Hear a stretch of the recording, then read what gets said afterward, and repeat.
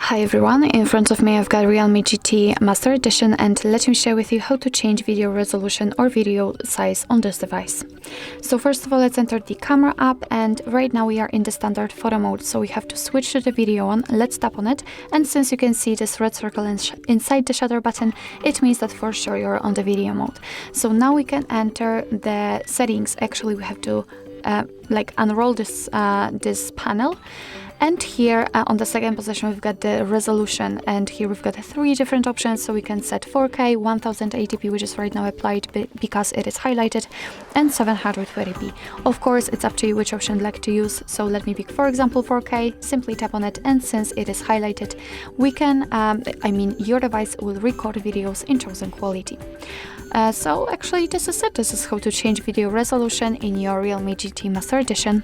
Thank you so much for watching. I hope that this video was helpful, and if it was, please hit the subscribe button and leave the thumbs up.